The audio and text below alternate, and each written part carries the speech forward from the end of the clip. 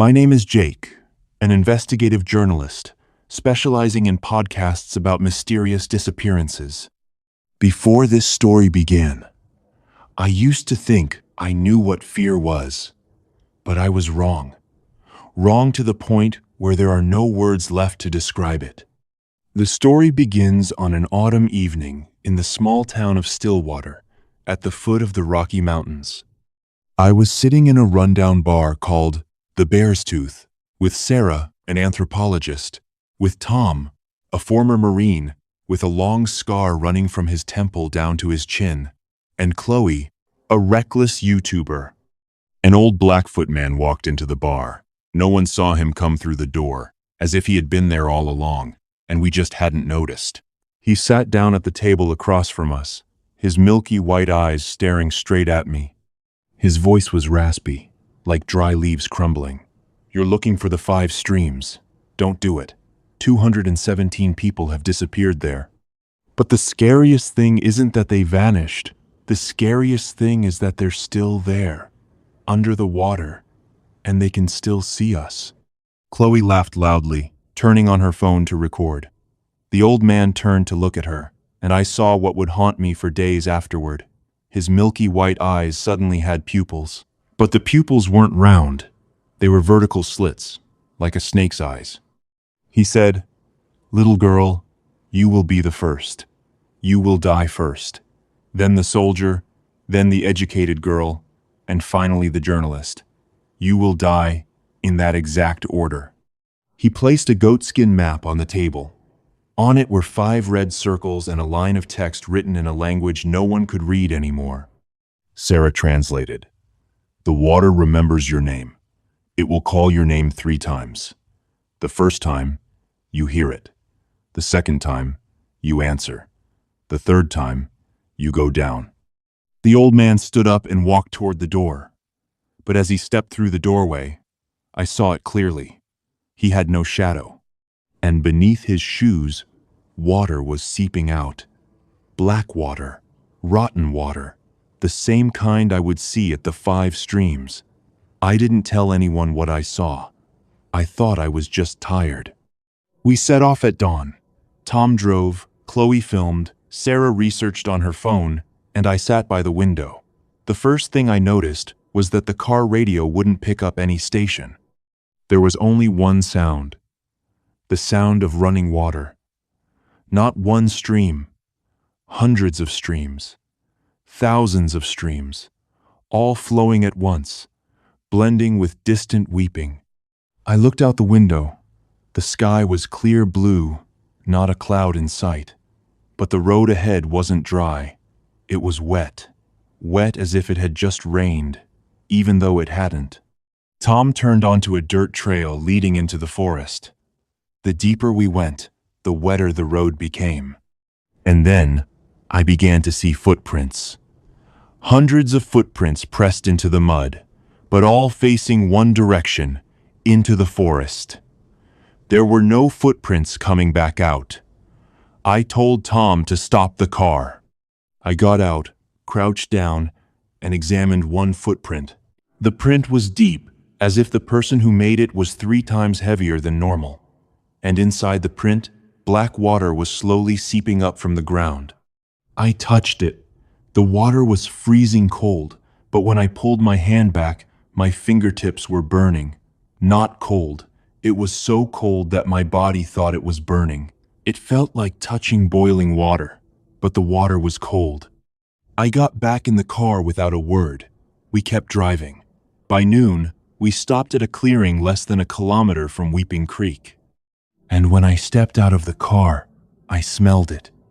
The stench of rotting meat, of corpses left in the sun, of something that had died a long time ago but never fully decomposed. Tom said, "That's the smell of the creek." It was the smell of death.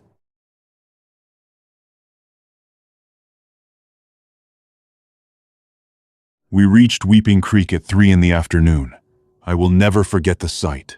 The creek was about 10 meters wide, the water pitch black like India ink, the surface as still as a sheet of glass.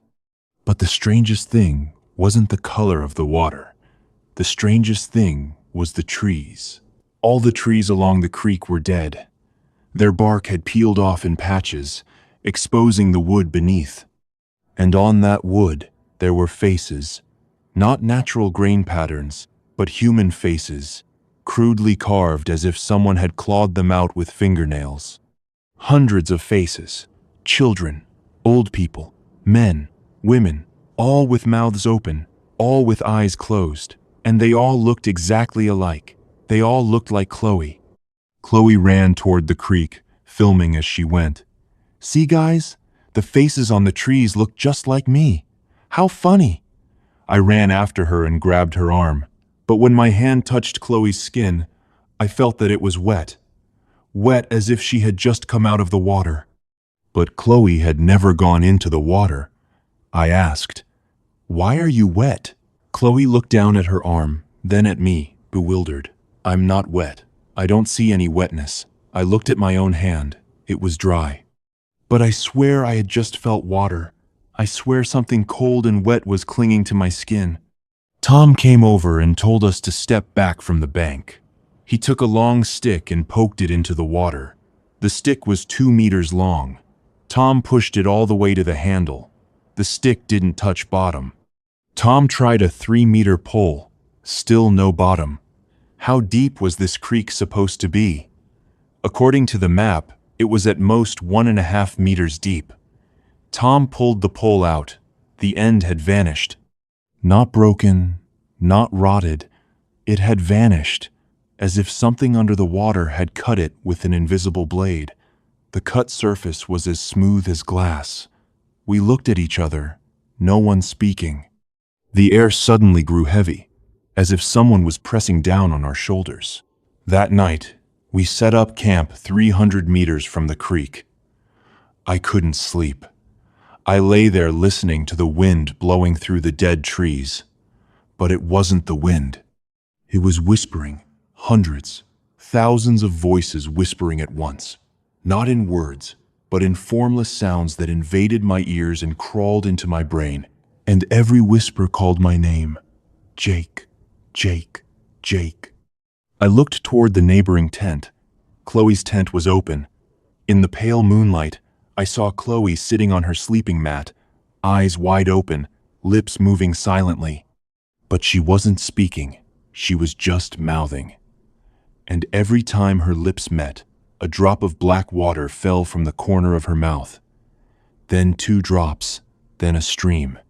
Water flowed from Chloe's mouth down her chin, down her neck, down her chest. She sat motionless, unresponsive, eyes still open, lips still moving. I called out, "Chloe." She didn't answer. I stepped into her tent and shook her. She fell over like a log. And when she fell, her mouth gaped open. Inside Chloe's mouth, there was no tongue, no teeth, no palate, just a black, bottomless hole. And from that hole, water poured out, black, cold, rotten water. It flooded the tent, soaking the mat, soaking the sleeping bag. I stumbled back, screaming for Tom and Sarah. Tom and Sarah ran over. They looked at Chloe, at the black water streaming from her mouth. Tom tried to force her mouth shut, but it wouldn't close. It was stiff, frozen open at an unnatural width. Tom stuffed a piece of cloth into her mouth to stop the water. The cloth disappeared. It fell into that black hole and never came back. Then Chloe stood up. She stood without using her hands, without pushing off the ground. She jerked upright like a puppet whose strings were pulled. Her eyes were wide, the irises gone, replaced by milky white. She turned her head to look at each of us. The head turned slowly, but her body did not follow. The head turned a full 180 degrees. I heard the bones of her neck crackle. Chloe smiled. Her mouth was still open, but the smile showed in her eyes. Those milky white eyes curved upward into 2 crescent moons. She spoke in a voice that was not her own, a low, raspy voice that vibrated like a bullfrog at the bottom of a well. "It begins. The first one. I will take her down. Watch closely." Chloe spun around and bolted out of the tent. We chased after her. She ran toward the creek, so fast that her feet barely seemed to touch the ground. I saw it clearly. With every step Chloe took, a splash of black water burst up from the ground like a flower. She ran straight into the creek, stopping in the middle of the black water. It rose to her knees. Then she slowly began to sink. Not drown, sink, as if there was a giant drain at the bottom of the creek. The water rose to her waist, to her chest, to her neck. I waded in, trying to grab her. But when I touched Chloe's shoulder, it was soft. Soft as wet dough.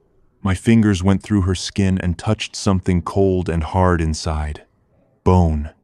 But her bones had already turned black. And on the bones, words were carved. My name, Tom's name, Sarah's name, hundreds of names, carved densely on the skeleton that was slowly sinking. Chloe smiled one last time. The water reached her mouth. She said, "See you later." Then the water covered her nose, her eyes, her hair. She vanished. The black water returned to its flat, glassy stillness. No bubbles, no ripples, as if Chloe had never existed. I stood in the water, shaking from cold and fear. Sarah pulled me back to the bank. Tom shone his flashlight down at the water. In the beam, about a meter deep, I saw Chloe's face, but it was no longer the face of a living person. It was already decomposing. Skin peeled off in strips, revealing the muscle beneath.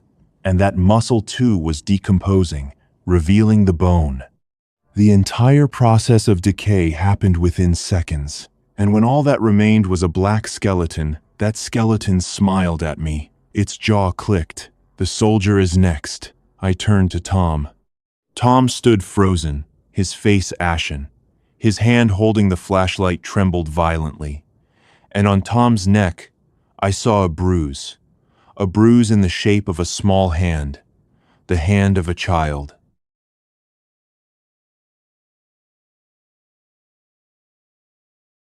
We drove to Trinity Alps, California, in silence.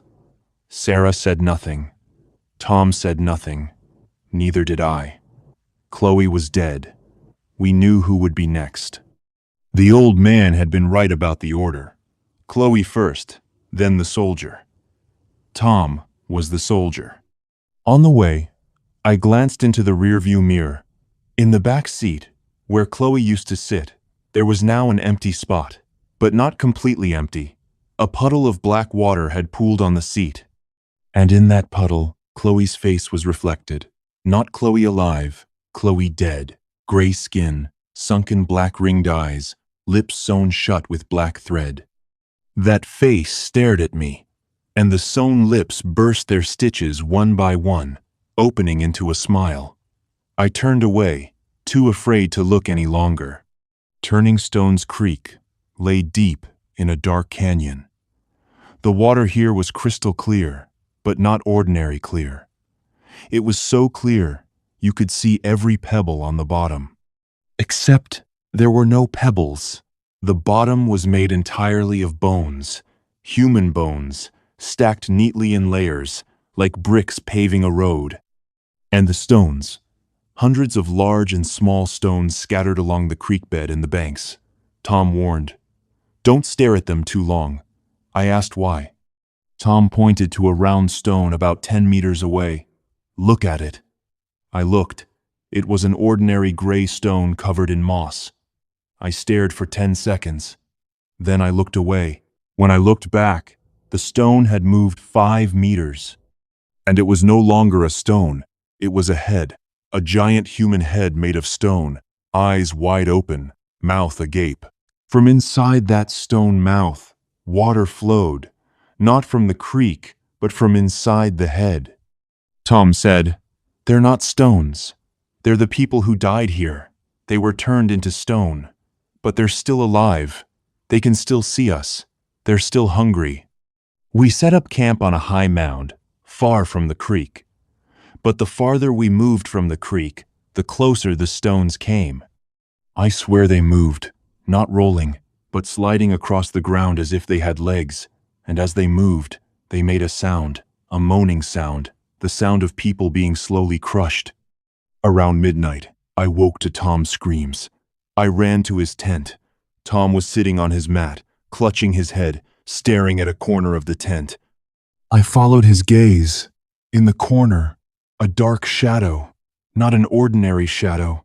It had the shape of a man, but its body was stretched out, its limbs bent at unnatural angles.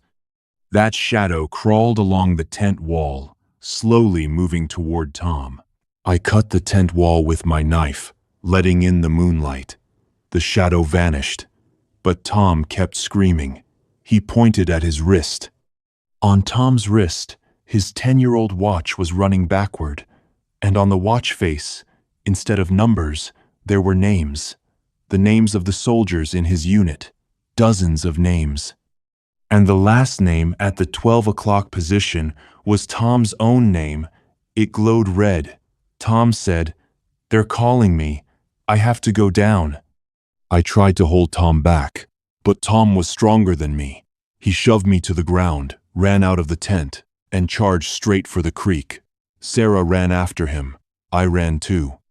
Tom was already wading into the middle of the creek, the crystal clear water so transparent that I could see his feet standing on those layers of bone. Tom stopped, staring down into the water. I shouted, "Tom, come back!" Tom didn't answer. He bent down and picked something out of the water.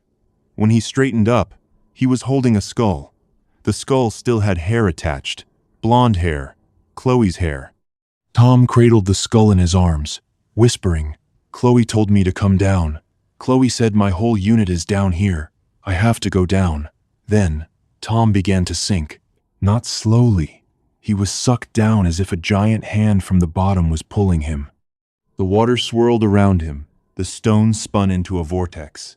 I waded out and grabbed Tom's arm. His arm was ice cold, and I felt beneath his skin that his bones were shattering.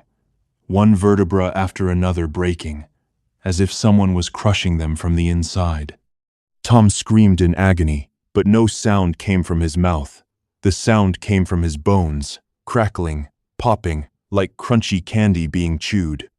Sarah waded in and pulled at me. I pulled at Tom, but Tom was too heavy. Actually, Tom was normal weight, but something under the water was holding him. I looked down. Beneath the clear water, I saw hundreds of hands, pale white hands with long blackened fingernails, gripping Tom's ankles, his pants, every fiber of his flesh. They pulled hard. I couldn't resist. Tom looked at me. His eyes had turned completely black. He said, "Let me go. I'm going back to them. That's an order. I can't disobey an order." I let go. Tom sank. The swirling water pulled him down. The stones realigned into a circle, and at the center of the circle, a giant mouth opened. That mouth had teeth, hundreds of thousands of teeth, arranged in concentric rings, like the mouth of a giant sea lamprey. That mouth swallowed Tom, swallowed him whole. And when Tom was gone, the water returned to its crystal clarity, the stones returned to their original positions, and the bones on the bottom lay still. I sat by the creek bank, tears streaming down my face, but my tears were not salty, they were black. I wiped my cheek and looked at my hand, black tears. The blood in my veins had already begun to turn black. Sarah came to me and held me. She was crying too. Her tears were also black. We looked at each other, and we knew that something inside us had died long ago, long before our bodies would die.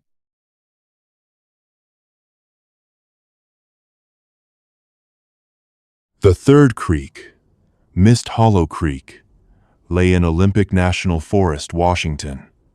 It was the creek where Tom had nearly died 10 years ago. Now Tom was truly dead. Only Sarah and I remained. We drove through the night, saying nothing. The radio still played only the sound of flowing water. In the back seat there were now 2 puddles of black water. One for Chloe, one for Tom. The 2 puddles spread, merged into one larger puddle. And in that puddle, I saw 2 faces. Not just Chloe and Tom, but other faces as well. Hundreds of faces, staring at us from beneath the black water on the back seat. We reached Mist Hollow Creek at dawn. The sun hadn't fully risen, but I could already see the mist. It rose from the creek bed, thick, white, billowing like smoke from an underground fire. But it wasn't smoke. Smoke rises, but this mist spread outward, crawling across the ground like a living thing. It crawled toward us, covering our feet, our ankles, our knees. When the mist touched my skin, I felt a burning heat, but it wasn't heat. It was cold. So cold that my body thought it was being burned. Sarah screamed. She pointed at her legs. Beneath the mist, her feet were changing. The skin on her legs began to crack open, and from those cracks, a milky white fluid seeped out. Not blood, it was bone marrow. The shin bones of Sarah's legs had shattered, and the marrow was leaking out through the cracks in her skin. Sarah collapsed in pain and rolled out of the mist. I dragged her onto a high rock where the mist hadn't yet reached. I tried to bandage Sarah's legs, but there was no way to bandage wounds where the skin split open from the inside. Sarah shivered, her teeth chattering. She said, "Jake, do you see? There are people in the mist."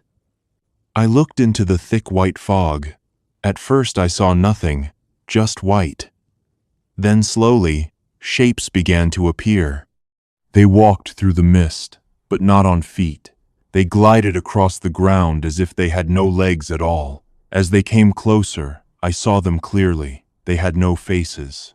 Where faces should have been, there was only smooth, pale skin, without eyes, nose, or mouth. But on that smooth skin, there were tiny mouths, scattered everywhere like pores. Hundreds of tiny mouths on each blank face, all whispering in unison, "Sarah, Sarah, Sarah." Sarah stood up, forgetting her pain. She walked toward those faceless shapes. I grabbed her and pulled her back. She struggled, eyes wide, lips mumbling, "Daddy, Daddy." One of the faceless shapes stepped forward, stopping in front of Sarah. It was taller than the others. And on its smooth white face, the tiny mouths began to sing a lullaby. In the voice of Sarah's father, that voice came from hundreds of tiny mouths on a face without eyes. Sarah wept, saying, "Daddy told me to come down. Daddy said if it hurts too much, I should come down to him." I couldn't hold Sarah any longer. She broke free and ran toward the faceless shapes. They opened their circle and welcomed her in. Sarah stood among them, turned to look at me, and smiled. And as she smiled, the skin of her face began to fall off, pieces of skin peeling away, dropping into the mist. Beneath the skin, there was no flesh, no bone, only a dark void, shimmering like water. Sarah dissolved, blending into the mist, blending into the faceless figures, and I stood there, helpless. The mist began to lift, the sun rose, the faceless shapes vanished. Sarah was gone. On the rock where she had been sitting, only her shoes remained. Inside the shoes, black water pooled. And in that black water, I saw my own face reflected. That face smiled. It said, "Now you're alone. Your turn is coming."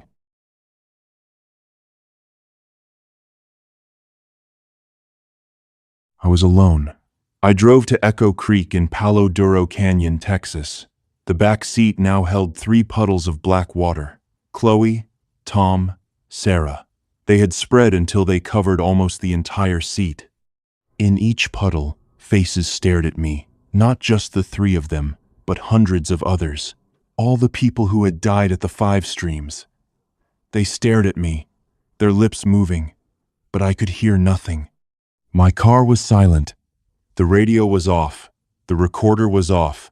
Even the engine made no sound. The car still moved, but it produced no noise at all. I drove in absolute silence, with those underwater faces watching me. Echo Creek had no water. That's right. When I arrived, the creek bed was dry. Only rocks, sand, and bones. But I could still hear the sound of flowing water. It came from beneath the ground, from the cracks, from the sky, from inside my head. It echoed everywhere.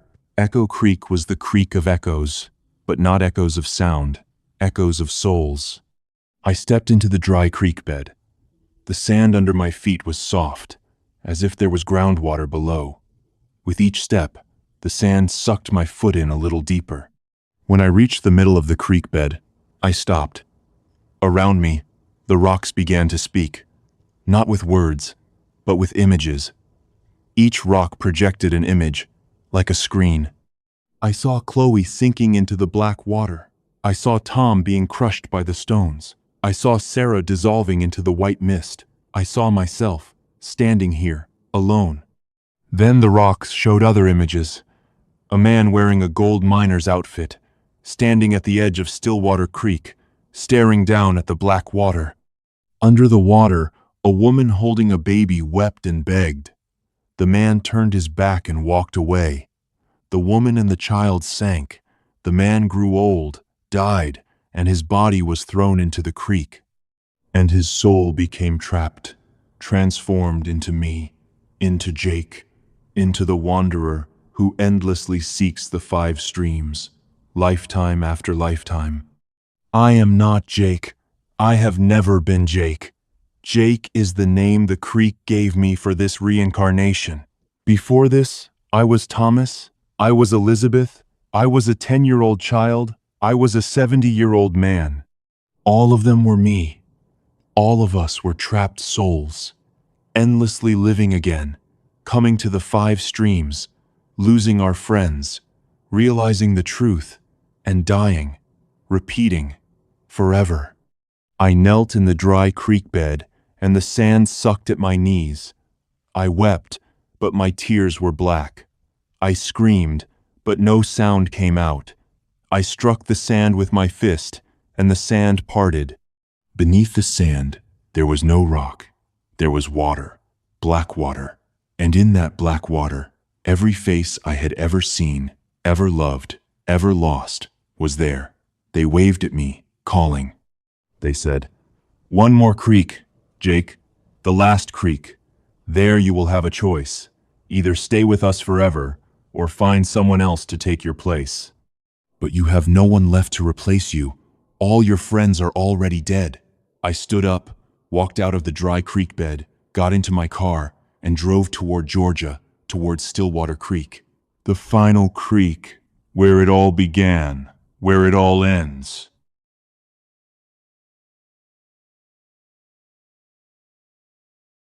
Okefenokee Swamp, Georgia. A dead land, withered trees, not a single bird, not a single mosquito. I paddled my boat alone, threading between black cypress stumps with roots jutting up like bony arms.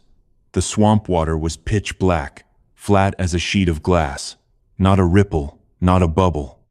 Occasionally, I would see rings spreading across the surface, as if something had just touched it, but there was nothing there. After 3 hours of paddling, I reached a wide stretch of open water. At the center, the water was perfectly still. I knew I had arrived at Stillwater Creek. I tied my boat to a dead tree and sat still. Dusk fell.